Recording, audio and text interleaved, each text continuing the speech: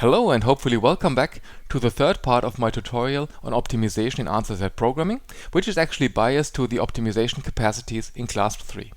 My name is still Thorsten Schaub and I keep using the traveling salesperson problem to illustrate these optimization techniques to you. In the first part of the tutorial, I walked you through a standard encoding of the traveling salesperson problem in ASP. Now, before we launch ourselves into sophisticated ASP solving techniques for addressing optimization problems, we have to ask ourselves the question whether our encoding is actually up to speed. Because no matter how sophisticated our solving techniques are, we can never recover from a crappy encoding. And in fact, our encoding leaves quite some room for improvement. This third part of the tutorial is thus dedicated to a special design pattern put forward by Martin Gebser to model optimization problems. All this is also written up in our book, actually in section 8.3, but keep in mind that there we use the language of Gringo 3, while in the sequel we use that of Gringo 4. Well, let's have a look at our old encoding first. Okay, let's fire up the file. Here we go. Looking at the encoding, we note that we put quite some effort in describing to the solver how a solution looks like, that we can only pick one incoming edge, one outgoing edge, that all the edges must be connected and form a cycle, but we don't tell it anything about how to minimize the costs of a cycle in the graph. So we have here a triple for each edge in the graph associated with the cost, but no information is given how to minimize it, how to select perhaps one edge over another one because it has a lower cost. So the solver pokes blindly around the elements in the minimize statement and is not directed. No knowledge is provided to it to find a better solution once it has found one. Although we might get lucky and the learning mechanisms of the solver may discover a fragment of the knowledge we have hidden from him, it is in no way comparable to laying out the knowledge right in front of him. And of course we have this knowledge. Each edge has an associated cost, and whenever we have a choice to make, we should choose the edge that has a lower cost before we actually choose one with a higher cost. And this is exactly the idea of Martin's encoding, which I will show you now for comparison.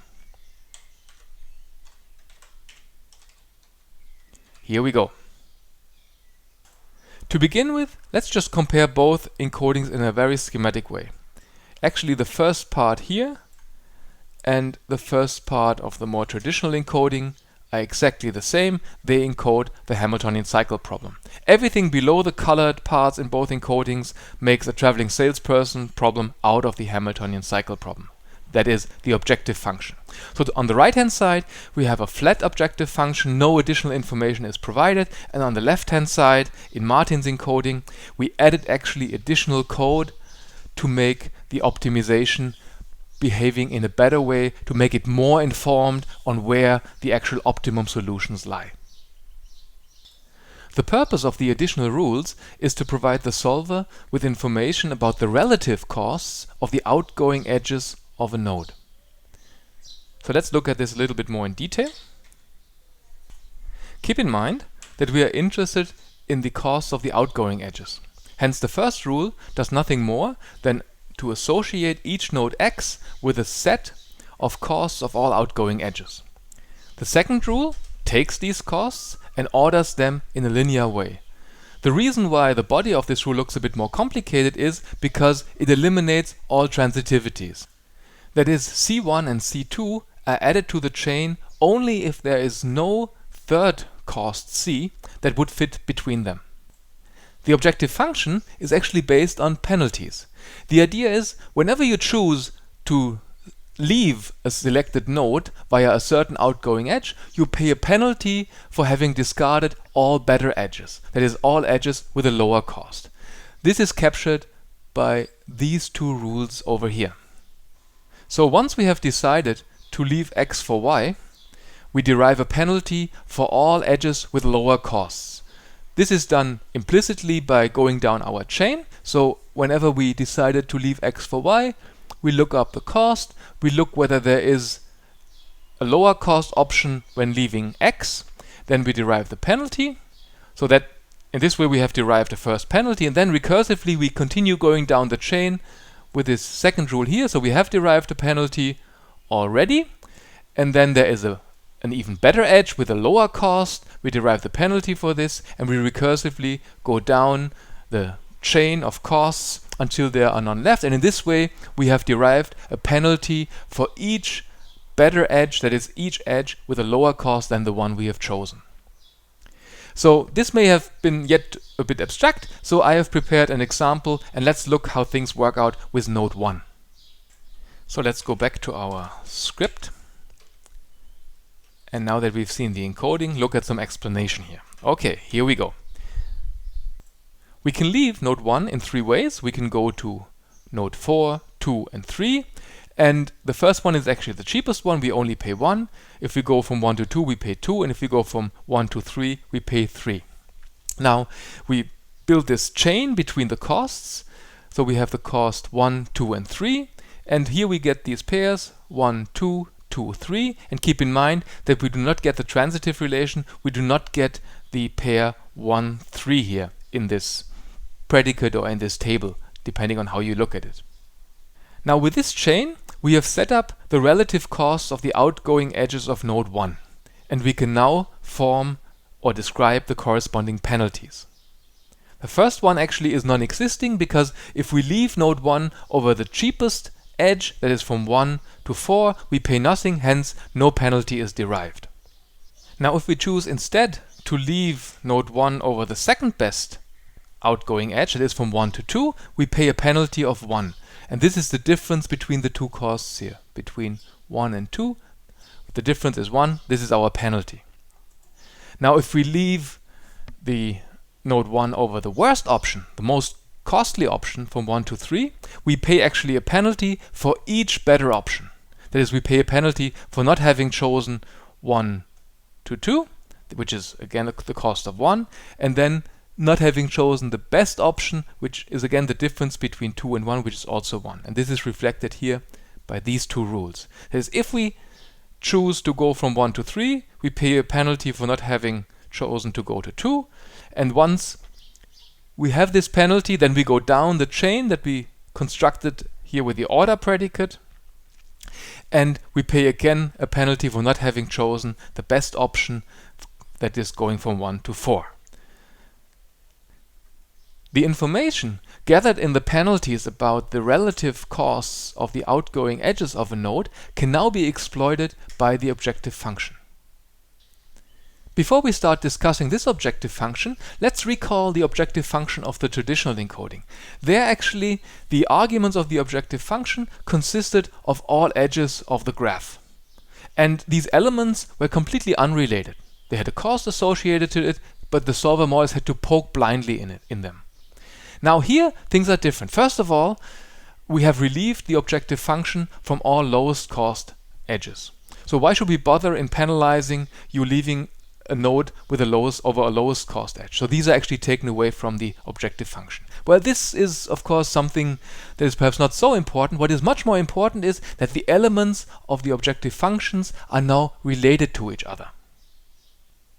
This is nicely illustrated by inspecting the case when we leave node 1 over the worst edge, that is from 1 to 3.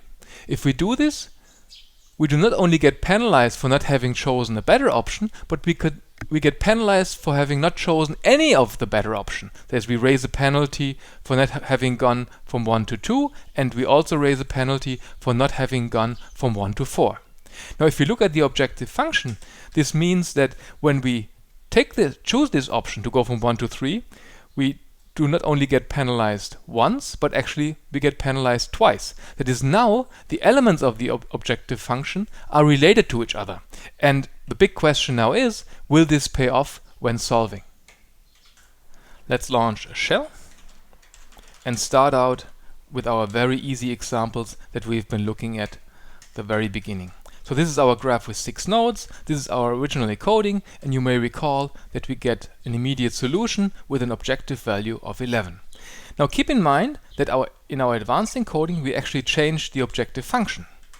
So in this case actually we have a different scale. Here we also get an immediate solution, but now with an objective value of 3. Okay, now let's look at some more substantial examples, and let's revisit the clumpy graphs.